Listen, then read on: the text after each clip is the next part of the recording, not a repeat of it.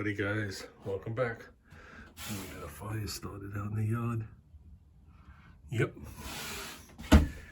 Different shed, different house. Well, I've been here close to a year, 11 and a half months. So what are we doing today? Show and tell. Look at these things. Craftsman. Okay. We'll start with this one. This insignia is from the 50s.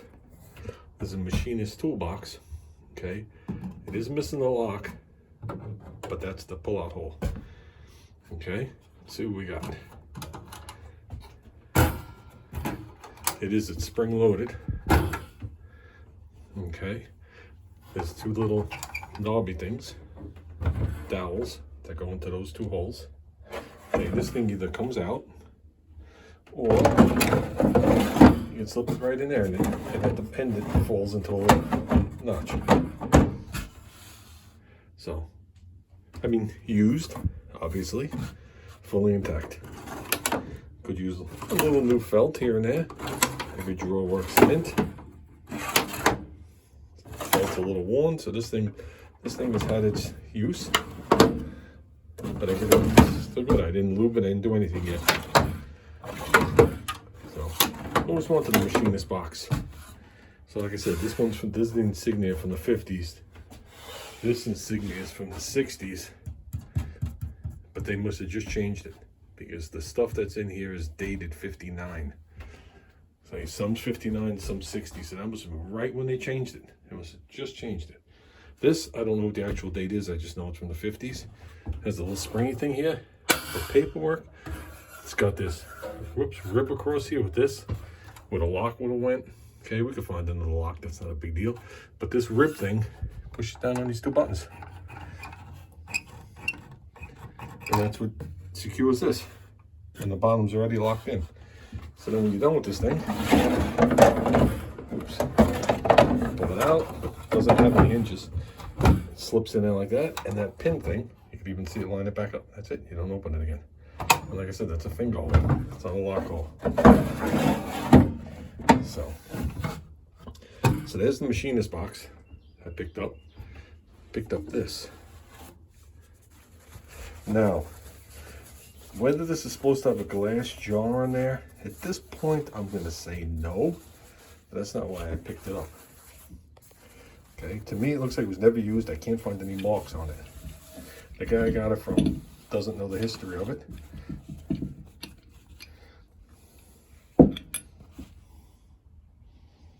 Okay, it doesn't have a model number on it. Okay, whether this is the jar or not a jar for it, it fits on there perfectly, it seals, and it's the right size. Okay. I have a couple of different Binks cups that I like. And there is no ring around here like it's ever been on anything. And I see no wrench marks. And this thing has to be pretty old, even if it was a metal container. So I picked that up also. Okay, we can roll that back up. So we're not set up here for any kind of work. We're not working at this point. So we'll put that back in there, keep it safe. We'll go over to this. Try and keep the video realistic time. Realistic amount of time. No dents, just what you see, just like the other one, just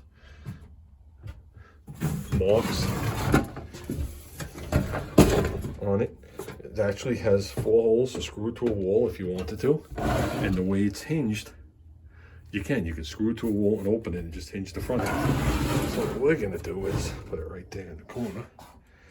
Okay, handles mint, fully intact. So is the handle on this one. This one's a little more beefy. Like I said, no dents on the top. This could probably be cleaned. That's all dirt you see on it. Okay, so this one here is this.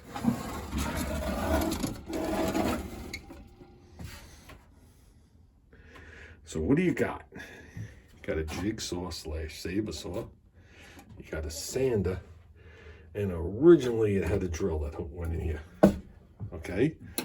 But also part of the set is a guide. Every piece of paperwork to operate everything, and then like a user's guide. So every piece of stuff that was here has a guide to it, plus this. So, which I find is pretty cool. There's the front of it, actually. And so this, like I said, this had to be a new introduction to that emblem, because some of the tools are dated 1959. So they might have been dated 59 and maybe sold at 60, and they were changing the emblem. So I thought this was pretty cool too. It came with some extra dowels. These dowels go only on this side. They go in the front wherever you want them. This shelf is adjustable. It's got notches. And it has notches, whoops, in the rear to put it to whatever height you want. And there's a hole, square hole cut here for the jigsaw blade. If all those items work. I actually have an old original metal porta cable that should fit right in here. So picked this thing up, I don't know, maybe about a month ago at a swap meet. I was looking at a bunch of stuff and I saw the case. I was like, wow, that case is cool. I was there with the fiance. I pointed to her. She goes, wow, that is pretty cool. She goes, what does he want? I said, I don't know. It's just a case. And I went to lift it up to ask him, and I felt the weight in it.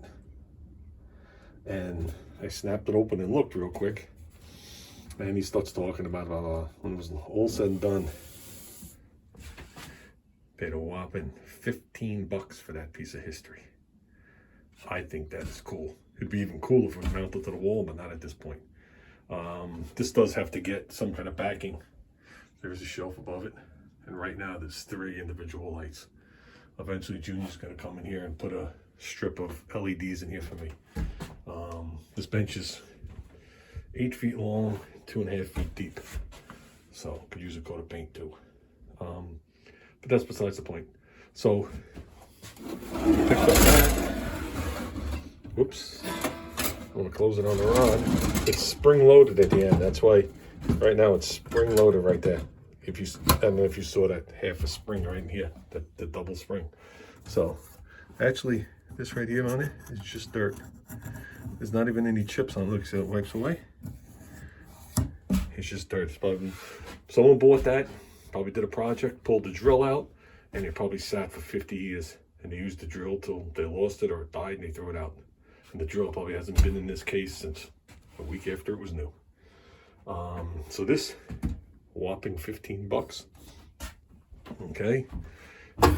This thing here that I bought at a swap meet. Me and Junior went to a local, didn't even know this happens. Once a month they have a local vintage tool show right in Junior's town. They call it a barn, but it's not a barn. To me, it looks like an old one-room schoolhouse. Exactly what it looks like. It has a little stage, has a floor. It's all preserved. It's not a barn, even though they call it a historical barn. Maybe the site was, because there's a tiny little building next to it that says library. But whatever. It is a historical landmark and site. And once a month they do a tool show there. There was like a dozen vendors. You could see it was a social event for these people to come there once a month. They all knew each other. One of the guys there, this is how Junior found out about it, has some big YouTube channel, which I can't recall what it is. Junior sent it to me, but I don't recall. So I was looking at this box at the next table over, and I always told Junior I wanted a machinist box. I wanted a wooden one, but I always wanted a machinist box. But they're a lot of money, and I really don't have too many small items. But I could easily use this thing. It's going to stay here in the shed, as well as that thin rollaway, my middle Craftsman box, my top Craftsman box. They're going to be right back here, and there's going to be nothing else in the shed. But I have to have Junior bring them here. But to get back to what I was saying, there was one of these on the table right next to this one. Guy wanted $80 for it, and I was like, the only difference was it had the lock. I can care less about the lock. Okay. I was trying to see, actually, it says something on there. Maybe you guys could read it. I don't know. But I've always taken these as being made by Kennedy because it has the same wrinkle finish, but I really don't know who made it. Okay, so I looked at it and I was like, I said to Junior, let's come back. The guy at the next table, as we're there, pulls this out into the back of his little SUV, puts it on the table. He's talking to the guy next to him at the next table. They're like 3 feet apart. He has the blue tape on it and there's nothing written on it. I'm waiting. They want to show interest, but I'm waiting. And I see him put the $sign on there. Right? So I'm like, okay. Then he puts a 1. I was like, crap. He's going to want $100 for this thing. I don't really know what they cost. I know these things aren't that desirable. I know the wooden ones are the ones that are. I was like, okay. And he puts a 0 next to it. And I go to turn around. And he puts the cap back on the Sharpie. So I turned to him. I said, you want $10? He goes, yep. I said, sold. He goes, I knew it would sell at that price. We left it next to him, and Junior just kept filling it up with tools from the vendors. So I think we did pretty good. So I paid $10 for this. I paid $7 for the cap at that show, and at another show I paid $15 for that. So if you want to see one other cool thing, look at these things. Let me lift up the battery. Okay, they are different. Which ones are which, I'm not sure, but there's 2 high beams and 2 low beams. Brand new, sealed, in the boxes with the dirt on them. Okay, and this is when they came out with a new prismatic lens. There was a guy at the same show as this that had bought out a shop in like 1971. And everything that was in this shop, okay, a lot of it was Atlas. I don't even know who makes Atlas, but a lot of it he had saved. It just laid there. And he had the big long racks with all the fan belts or drive belts on there, still on the wrap of things. He had a rack full of universal radiator hoses, all Atlas. Cool stuff. He had cases of the headlights. He had ignition points, you know, to contain the boxes, everything. Anything you could want. Okay, and I said to myself, I got enough crap at home. I'm not organized now. Still waiting on the garage to be built. And I was like, I don't need any more stuff. And I walked away. And I stopped. I was talking to my friend. And his friend comes walking up with a bag of the lights. He goes, you should see these headlights? I was like, yeah, they're pretty cool. He goes, you believe the guy wants $1 a piece for them? I spent my whopping $4 and bought the 4 headlights. I don't have a car with 4 headlights. All my cars are 2 headlight cars. But I bought them anyway. So I think that's it for the finds. Yeah. But if you want to hear another find or 2 in here, these lights. Okay, there's a high and a low and an off. Okay, 5 of these lights.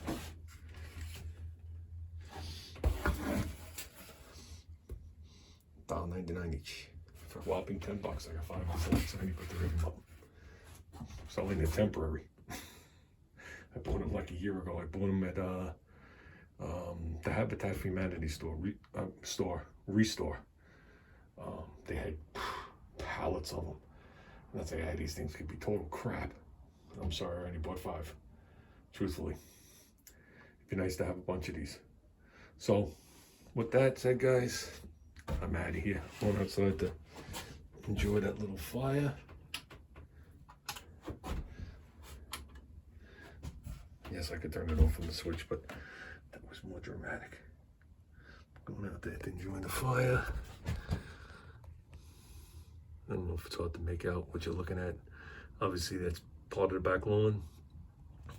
Then, where's my finger? My finger doesn't appear anywhere on here. Whoops. There's the original part of the house. Then the house bumps out for here. Then the house bumps out again. Okay. On the side over here, it bumps out for a mudroom, and in the front, it bumps out for a like 12 foot by 12 foot octagon to make it, to expand the kitchen. So Yeah. But so I have to make out there's some slate here, big slate stairs and a slate patio that wraps around over here with a little pond. And that's about it, and some landscaping and stuff. So, okay guys, we're out of here.